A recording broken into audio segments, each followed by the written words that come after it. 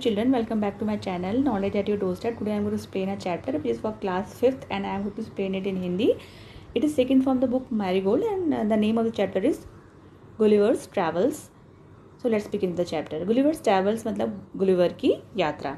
When a person tells the story of his life in his own words, that is called an autobiography. जब कोई व्यक्ति अपने life की story, अपनी ज़िंदगी की स्टोरी अब खुद अपने शब्दों में बताता है तो उसको ही हम कहते हैं ऑटोबायोग्राफी, या इसको हिंदी में हम कहते हैं आत्मकथा.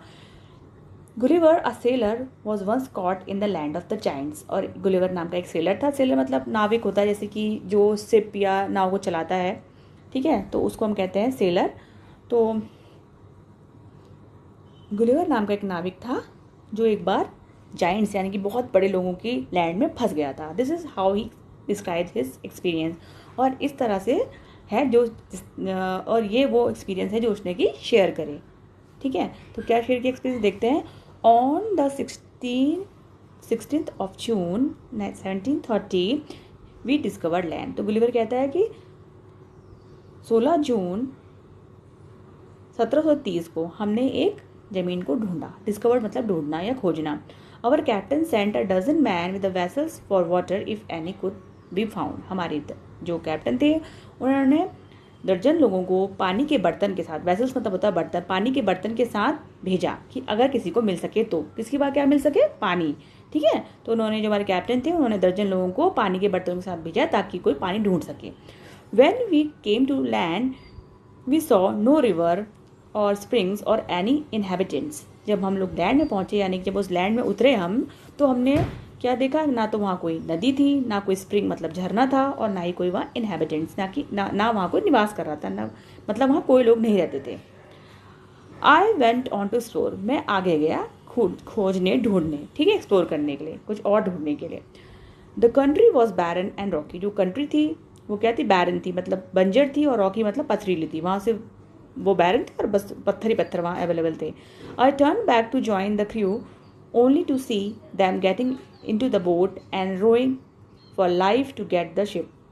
जब मैं वापस गया ताकि मैं ज्वाइन कर सकूं, ताकि मैं मिल सकूं अपने क्रू से. क्रू क्या होता है? कर्मी दल, जो लोग साथ में काम करते हैं. A group of people with work together in aircraft और इन शिप. ठीक है, तो उसको हम कहते हैं क्रू मेंबर्स, यानी कि जो कर्मी दल जो साथ में काम करते हैं, चाहे वो शिप में हो चाहे वो एयरक्राफ्ट में हो, तो उसको हम क्रू मेंबर्स कहते हैं या क्रू कहते हैं. ठीक है, जब मैं वापस आया क्रू से मिलने के लिए, तो only to see them getting. तो मैंने क्या देखा? मैं सिर्फ इतना ही देख पाया कि वो लोग सब कहाँ जा रहे थे? बोट में वापस जा रहे थे. And rowing for life to get to the ship. और अपने जीवन को बचाने के लिए वो सब के सब कहाँ? शिप में चढ़ रहे थे. जब मैं वापस आया तो मैंने अपने क्रू मेंबर को से जुड़ने के लिए, या क्रू मेंबर्स के पास में जब वापस आया, तो मैंने सिर्फ ये देखा कि सबके सब कहाँ जा रहे थे? बोट के ऊपर चढ़ रहे थे ताकि वो अपनी लाइफ को शिप के ऊपर चढ़ रहे थे ताकि वो अपनी लाइफ को सेव कर सके, रोइंग फॉर देयर लाइफ. ठीक है. Before I could reach them I observe a huge creature walking after them in the sea as fast as he could. और बिफोर आई कुड रीच, मैं पहुंच पाता इससे पहले ही मैंने ये ऑब्जर्व किया, मैंने ये पाया कि एक ह्यूज मतलब बड़ा सा क्रिएचर मतलब प्राणी वॉकिंग आफ्टर देम, जो उनके पीछे पीछे जा रहा था. कहाँ? इन द सी के अंदर. और कितने तेज जा रहा था? As fast as he could, यानी जितना तेज हो सकता था उतनी तेजी के साथ एक प्राणी, बड़ा सा प्राणी उनके पीछे जा रहा था. The water on the ocean reached only till his knees. अब वो इतना बड़ा था कि जो ओशन का जो पानी था वो सिर्फ उसके घुटनों तक ही आता था, नीज तक आता था. However the monster was unable to overtake the speeding boat. लेकिन जबकि हुआ क्या? जो मॉन्स्टर था, जो वो मॉन्स्टर मतलब होता है दानव, दैत्य, राक्षस, कुछ भी कह सकते हैं आप. तो जो मॉन्स्टर था वो अनेबल था, मतलब उतनी तेज से चलने वाली जो स्पीडिंग बोट थी उसको ओवरटेक नहीं कर पाया, मतलब उसके आगे वो नहीं जा पाया. I turn back quickly and climbed up a steep hills with fields of barley on either side and the corn rising up to 40 feats.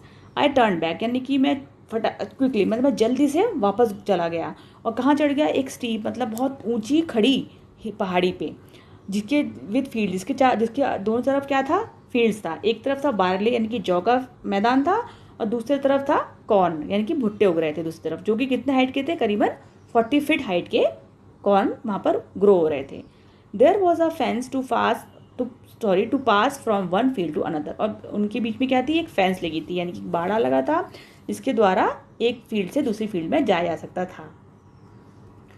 It was impossible for me to climb because every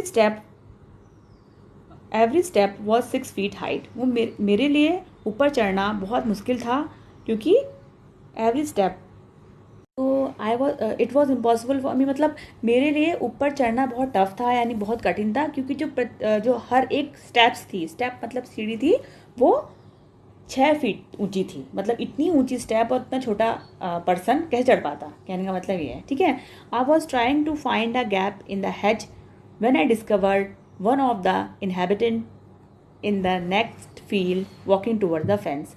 मैं कोशिश कर रहा था, I was trying to find a gap, मैं कोशिश कर रहा था कि मुझे हेज के बीच में, हेज मतलब बाड़ा होता है, चाहे वो बुशेस का हो चाहे वो ट्रीज़ का हो, उसके बीच से निकलने की कोशिश कर रहा था। तभी मैंने पाया, आई डिस्कवर्ड, मैंने देखा या खोजा कि एक इनहेबिटेंट मतलब एक निवासी प्रवासी उधर का इन द नेक्स्ट फील्ड, जो दूसरे फील्ड में था, वो किधर को आ रहा था, वॉकिंग टूवर्ड द फेंस, वो फेंस की तरफ आ रहा था, यानी कि वो बाड़े की तरफ आ रहा था। यानी कि गुलिवर आगे कहता है कि मैं सोच ही रहा था या मैं फाइंड आउट कर ही रहा था कि कैसे मैं बाड़े से निकल के जाऊं। तभी मैंने ये पाया कि एक इनहेबिटेंट, एक वहाँ का रहने वाला बासिंदा जो था, जो दूसरे फील्ड में था, वो क्या कर रहा था, फेंस की तरफ आने की कोशिश कर रहा था। टूवर्ड्स मतलब होता है तरफ। He was on the same size as a creature chasing the boat, और उसका साइज कैसा था, बिल्कुल वैसा था जैसा कि उस प्राणी का था, उस क्रिएचर का था जो बोट का पीछा कर रहा था। चेजिंग मतलब होता है पीछा करना। I was struck with atmosphere and astonishment and ran to hide myself. I was struck यानी कि मैं फंस गया था, मुझे बहुत अटमोस्ट मतलब होता है बहुत ज़्यादा या अत्यधिक, बहुत ज़्यादा डर लग रहा था मुझे। और एस्टोनिशमेंट का मतलब होता है वंडर, मतलब आश्चर्य होना, और बहुत आश्चर्य फील कर रहा था। ठीक है, तो मैं फंस चुका था, एक बहुत ज़्यादा घबराहट थी मेरे अंदर, बहुत ज़्यादा डर चुका था मैं। और किधर को भागा मैं, and ran to hide myself, और भागा मैं अपने को छुपाने के लिए। He called in a voice much louder than a trumpet, और वो इतनी जोर से बोला, आवाज़ में, जोर की आवाज़ में बोला कि ट्रम्पेट से भी ज़्यादा आवाज़ थी उसकी। ट्रम्पेट होता है जो एलिफेंट का जो साउंड होता है, वो ट्रम्पेट होता है, काफ़ी जोर से चिंगारता है ना एलिफेंट, तो उसी को कहते हैं ट्रम्पेट। मतलब वो इतने जोर से बोला तो उसका साउंड इतना ज़्यादा था कि वो ट्रम्पेट से भी कहीं ज़्यादा था। It sounded like a thunder, मतलब ऐसा था कि माना कि बिजली चमक रही हो। 7 monsters like him came toward the field ready to reap the corn, और उसी तरह के 7 अन्य और मॉन्स्टर फील्ड की तरफ आए, जो कि क्या करने आए, फील्ड की तरफ आए, ready to reap the corn, जो कि जो काटने के लिए आए। कॉर्न मतलब होता है भुट्टा, तो भुट्टे की कटाई करने के लिए, क्योंकि भुट्टा पक के तैयार हो चुका था, तो वो उसकी रीपिंग करने के लिए आए। दे carried a reaping hook which was very big, और उनके हाथ में एक रीपिंग हुक था, मतलब जो काटना, जो भुट्टे को काटना होता है ना, दनाती टाइप की, तो उसको हम कहते हैं। तो उनके पास क्या था, हुक जैसा नाइफ था। ठीक है, तो रीपिंग हुक टाइप, जैसे वो उसको वो काटने के लिए आए, उसी हुक जैसे नाइफ से वो कॉर्न को काटने के लिए आए, वो जो कि बहुत बड़ा था। When one of the reapers approached where I lay hidden I screamed as loud as I could. When one of the reaper, यानी कि जब एक उनमें से एक कटाई करने वाला व्यक्ति अप्रोच मतलब पहुंचा जहां मैं छुपा हुआ था, आई स्क्रीम्ड मतलब मैं चिल्लाया डर से, स्क्रीम मतलब डर के मारे चिल्लाना, as loud as I could, जितना जोर से हो सकता था उतने जोर से मैं डर के मारे चिल्लाया। द क्रिएचर स्टॉप्ड रीपिंग, और जो क्रिएचर था, वो जो प्राणी था, उसने अपना रीपिंग का काम बंद कर दिया था, यानी कटाई का काम उसने बंद कर दिया। Picked me up between his thumb and forefinger and brought me close to his eyes.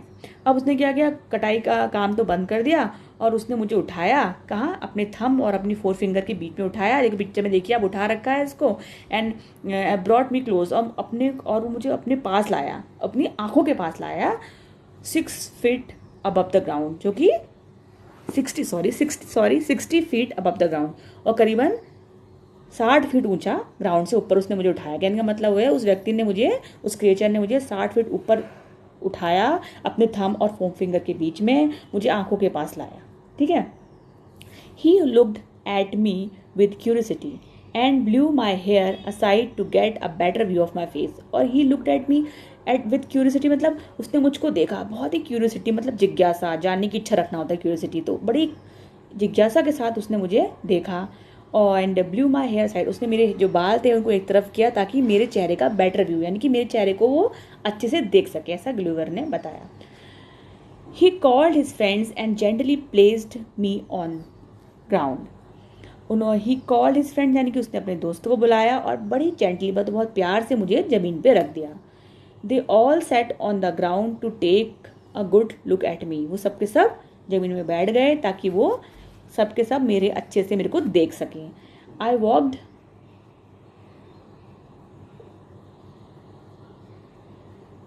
Walked slowly backward and forward,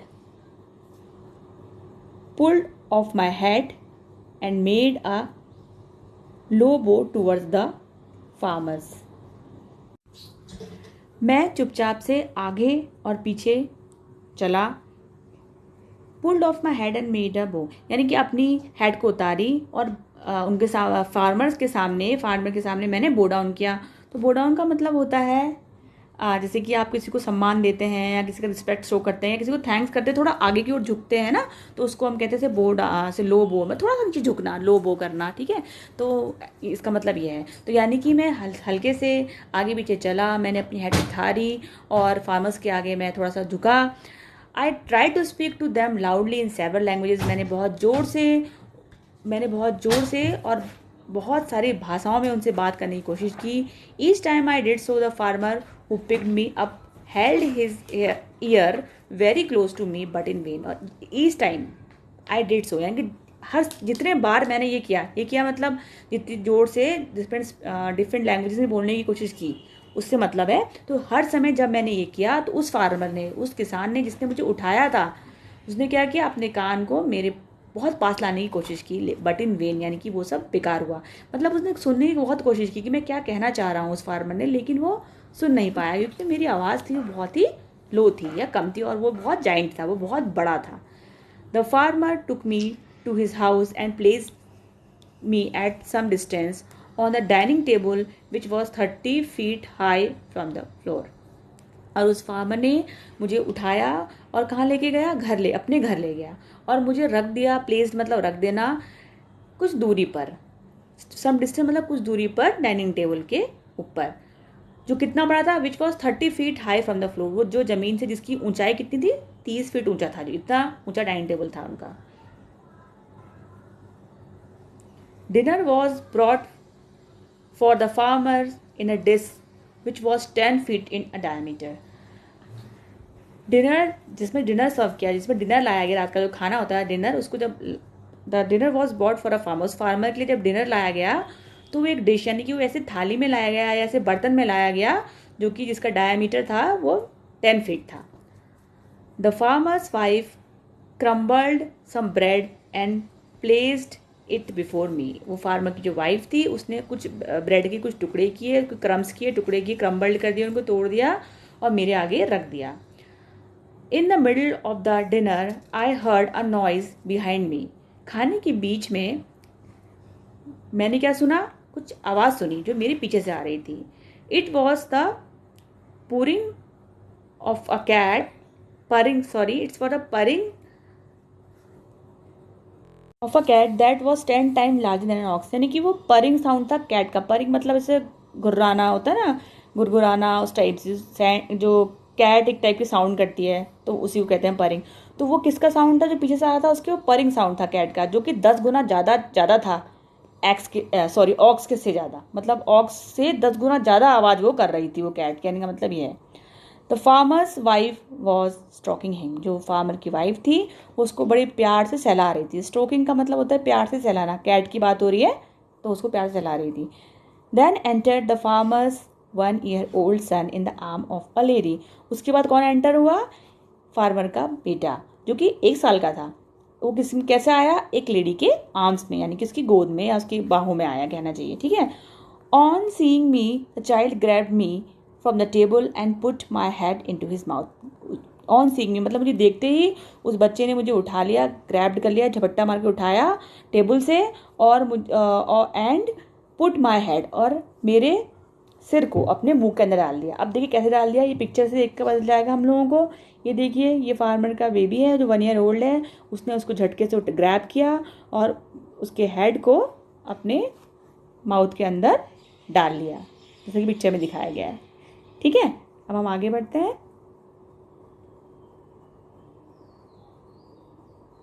I shouted so loudly that the baby dropped मी। मैं इतनी जोर से चिल्लाया कि उस बेबी ने मुझे गिरा दिया, ड्रॉप्ड मी। ठीक है, I would have broken my neck if the mother had not held her apron under मी। मतलब मेरा तो गर्दन जो नेक थी वो टूट ही जाती अगर मम्मी ने यानी कि उस बच्चे की मम्मी ने अपना एप्रन को में मुझे नहीं ले लिया होता, यानी कि उन्होंने अपना एप्रन लगा दिया नीचे से मेरे, वो गिर रहा था तो उस समय उस बेबी की जो मदर थी उसने अपना एप्रन को खोल लिया और उसने मुझे पकड़ लिया, कहना चाहिए। Later she put me on her own bed and covered me with a clean white handkerchief. और बाद में शी मतलब उस लेडी से मतलब है फार्मर की वाइफ से, उसने मुझे क्या किया, अपने खुद के बिस्तर पे लेटाया और मुझे एक साफ क्लीन वाइट कलर के हैंकरचिप यानी कि रुमाल से कवर कर दिया, यानी कि ढक दिया। I slept dreaming of my home, my wife and my children. मैं सो गया और क्या सपने देखने लगा, अपने घर का, अपनी वाइफ का और अपने बच्चों का। तो ये था इस चैप्टर का एक्सप्लेनेशन। प्लीज़ मेरे चैनल को लाइक करें, इसको सब्सक्राइब करना बिल्कुल बिल्कुल ना भूलें और बेल आइकन को नोटिफिकेशन पे प्रेस करें। Thank you.